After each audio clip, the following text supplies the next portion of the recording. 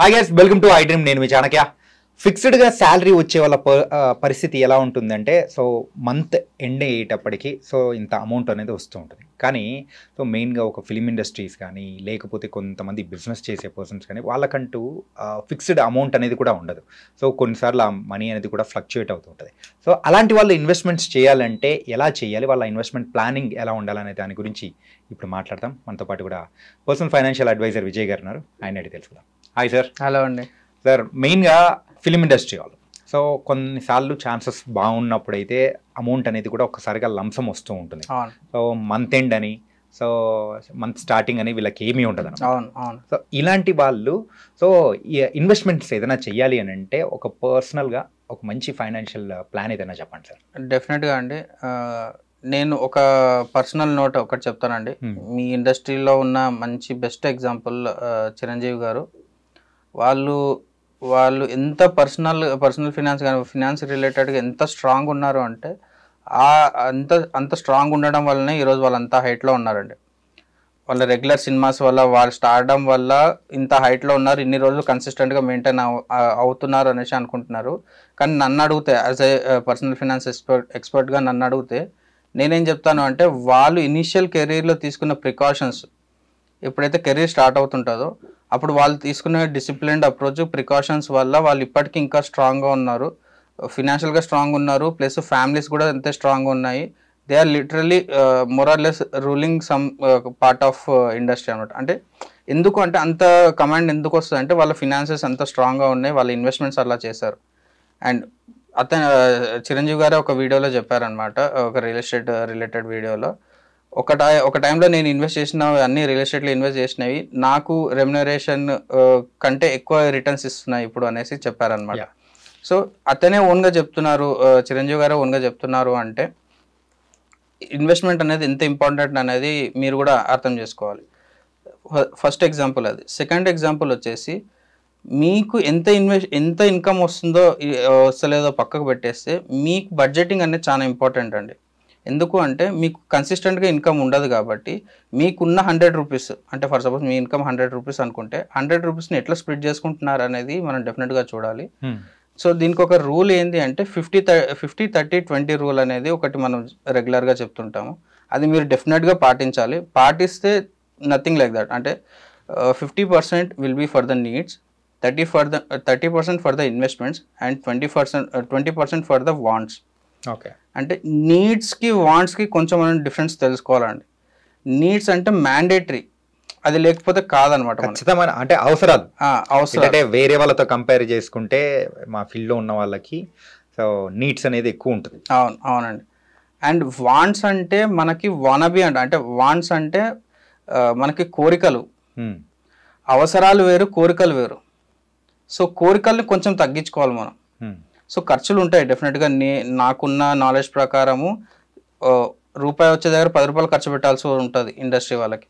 So వాళ్ళకి నేను చెప్పే సజెషన్స్ ఏంటంటే కొంచెం ఖర్చులు ఒక 20% వరకే పెట్టుకొని డెఫినెట్గా 30 రూపీస్ మీకు వచ్చే 100 రూపీస్లో 30 రూపీస్ డెఫినెట్గా రీఇన్వెస్ట్ చేయండి. అండ్ చాలామంది చేసే మిస్టేక్ నేను చూసింది ఏంటి అంటే, అంతకుముందు పెద్ద వాళ్ళందరూ రియల్ ఎస్టేట్లో ఇన్వెస్ట్ చేస్తారు కదా అని చెప్పేసి ఇప్పుడు కూడా అందరూ రియల్ ఎస్టేట్లో ఇన్వెస్ట్ చేస్తున్నారు. కానీ ఇక్కడ మీరు మర్చిపోయే మెయిన్ థింగ్ ఏంటంటే, అప్పట్లో ఇంత ఆర్గనైజ్డ్ సిస్టమ్ కాదనమాట.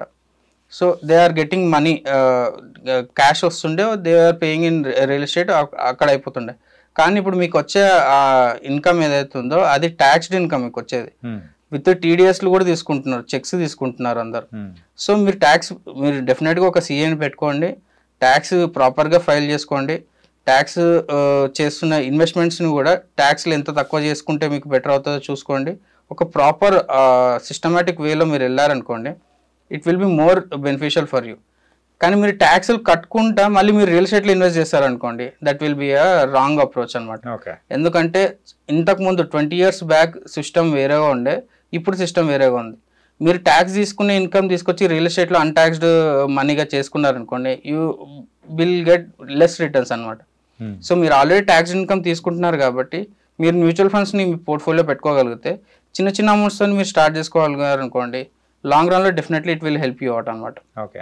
ఈ అవసరాలు మెయిన్గా అయితే సో సో ఇన్వెస్ట్మెంట్ చేయాలి అని చెప్పేసి అని అంటున్నారు. కాకపోతే ఫిక్స్డ్గా ఒక పర్టికులర్ డేట్ ఆ టైంలలో అమౌంట్స్ అనేది కూడా కొంతమందికి వస్తాయి, కొంతమందికి రావు. అవునండి. సో అలాంటి టైంలో ఇన్వెస్ట్మెంట్ చేసేటప్పుడు ఎలా చేయాలి? సో స్టాండర్డ్ అప్రోచ్ అండి అది కూడా. ఎట్లా చేయాలి అంటే, ఫర్ సపోజ్ కొంతమంది వీక్లీ బేసిస్లో కూడా ఇన్కమ్స్ వస్తుంటాయి కదా, వాళ్ళకి నేను చెప్పేది ఏంటి అంటే, సపోజ్ మీరు డెట్ ఫండ్లోకి ఇన్వెస్ట్ చేసుకుంటే వెళ్ళిపోండి. ఫస్ట్ డైరెక్ట్ డెట్ ఫండ్లోకి ఎంత అమౌంట్ వస్తే అంత అమౌంట్ డెట్ ఫండ్కి ఇన్వెస్ట్ చేసుకుంటే వెళ్ళండి. డెట్ ఫండ్ నుంచి మీరు ఎస్ఐపిస్ పెట్టుకోండి. సో ఇప్పుడు సపోజ్ మీకు సింపుల్ ఎగ్జాంపుల్ చెప్పాలి అంటే, 2 బకెట్స్ ఉన్నాయి, equity fund, debt fund. Equity ఫండ్కి రెగ్యులర్గా నేను పంపించలేను, ఈక్విటీ బకెట్లో రెగ్యులర్గా నేను అమౌంట్ పంపించలేను అనుకున్న వాళ్ళు ఫస్ట్ డెట్ ఫండ్ ఫిల్ చేసుకోండి. డెట్ ఫండ్ నుంచి అక్కడ నుంచి ఇక్కడ ఒక పైప్ పెట్టుకున్నాం, పైపే ఎస్టీపీ మనకి.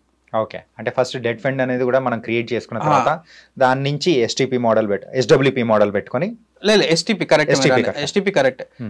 డెట్ ఫండ్ సపోజ్ ఒక 2 lakhs 3 lakhs అయిందనుకోండి, ఎస్ఐపి 15,000 20,000 మీరు ఎస్ఐపి పెట్టేసుకోండి.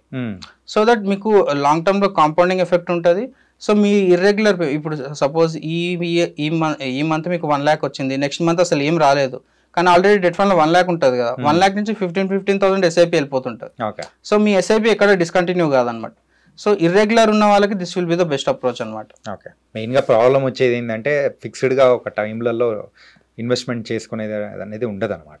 లైక్ ఈఎంఐస్ అంటే అది ఫిక్స్డ్ టైంలో పర్టికులర్ టైంలో మనం కట్టాలి అని అనుకుంటాం. ఇక్కడ మాత్రం కట్టలేని సిచ్యువేషన్స్ అనేది కూడా ఉంటాయి. అవునండి. సో దానికి మీరు చెప్పిన మోడల్ అయితే చాలా సూపర్ గా ఉంది. డెఫినెట్ గా అండి. డెట్ ఫండ్ లో మీరు విత్ ఇన్ ఫ్యూ మినిట్స్ మీరు ఒక లింక్ క్రియేట్ చేసేసుకొని దాంట్లో ఇన్వెస్ట్ చేసి, అంటే లో వాలటిలిటీ అంటే ఈక్విటీ మార్కెట్స్ కి సంబంధం లేకుండా డెట్ ఫండ్ లో మీరు ఇన్వెస్ట్ చేసుకోవచ్చు.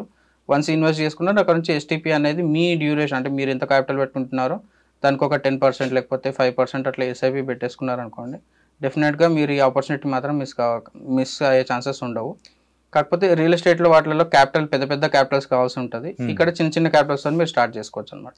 ఓకే, ఏదైనా కానీ ఒక చిన్న వాటి నుంచి మొదలు పెట్టామంటే పెద్దదాన్ని ఈజీగా రీచ్ అవ్వచ్చు. డెఫినెట్గా అండి. కొన్ని ఇంటర్వ్యూస్లో నేను చూసాను, పెద్ద పెద్ద వాళ్ళు ఎండమూరి కానీ సార్ కానీ వాళ్ళందరూ కూడా వీటిని మంచిగా ఎంకరేజ్ చేస్తున్నారు. సో ఇట్లా ఇండస్ట్రీలో కూడా ఇది అవేర్నెస్ పెరగడం will be the good thing అనమాట. అంటే ఇప్పుడు ఇంతకుముందు కంటే ఇప్పుడు అవేర్నెస్ చాలా ఎక్కువ ఉంది, చాలామంది స్టార్ట్ చేస్తున్నారు. మీరు యూట్యూబ్లో కూడా చూస్తే చాలామంది ఓపెన్గా చెప్తున్నారు, మేము మ్యూచువల్ ఫండ్స్లో ఇన్వెస్ట్ చేస్తున్నామని చెప్తున్నారు. Better you start early. ఇలాంటి వాటి గురించి కూడా చాలా చక్కగా వివరించారు. So thank you so much. Thank you అండి.